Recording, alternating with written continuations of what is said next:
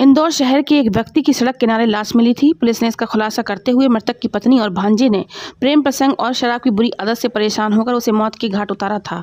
भांजे ने रुपयों का लालच देकर अपने साथियों को भी वारदात में शामिल किया था।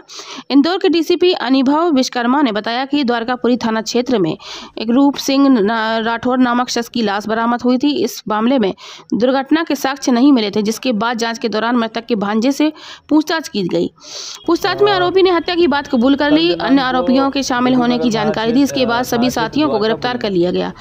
एक अज्ञात व्यक्ति की डेड बॉडी की सूचना प्राप्त हुई थी, जिसको उसके परिवारजन एमवाई में लेके गए थे। वहाँ से उसकी मृत्यु की सूचना आई।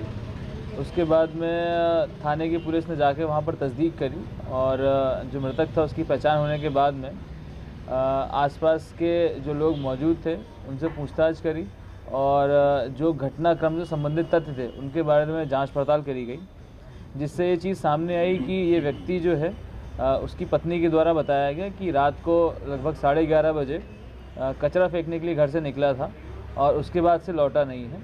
उसकी पत्नी ने यह भी बताया कि लगभग सुबह 4:30 बजे के बाद से वो लगातार अपने पति को ढूंढने का प्रयास कर रही है, कॉल कर रही है, परंतु उसका फ़ोन कोई उठा नहीं रहा है। जिसके बाद उसने अपने भाई को और अपने भतीजे को, अपने भांजे को उनको ढूंढने के लिए फ़ोन किया और बताया।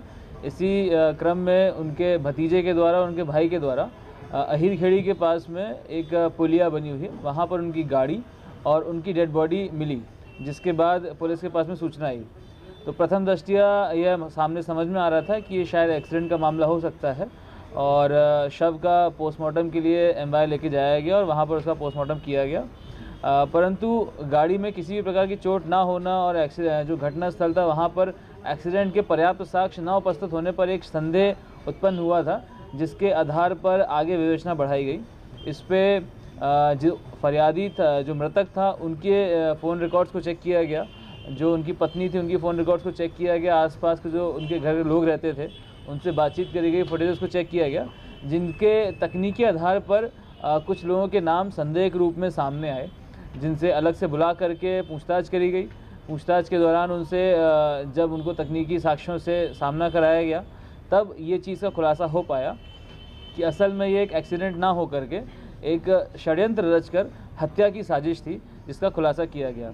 इसमें हत्या में जो मृतक की पत्नी थी उसने अपने भांजे के साथ मिलकर मृतक को मारने का षड्यंत्र रचा था और जो भांजा है उसने अपने दोस्तों को पैसों का लालच दे करके इस हत्या में शामिल होने के लिए राज़ी किया था। 14 तारीख की रात को देर रात इनके दोस्त जो थे भांजे के, वो वहाँ पर घर पे पहुँचे। उनकी मामी की मदद से सभी लोग घर के अंदर घुसते हैं और उसके बाद में जो मृतक है, जो कि उस समय नशे में थे और सो रहे थे, उनका मुंह दबा करके एक कपड़े से उनके सिर पर एक बड़े से पत्थर से वार किया गया, जिसके बाद उनकी मृत्यु हुई।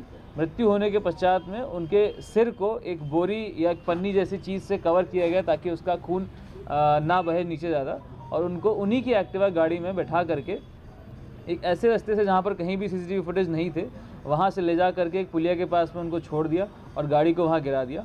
उसके बाद से जो खून से सने हुए कपड़े, चादर, तकिया वगैरह था, उसको एक गुप्त लोकेशन पर जाकर उन्होंने उसको छुपा दिया।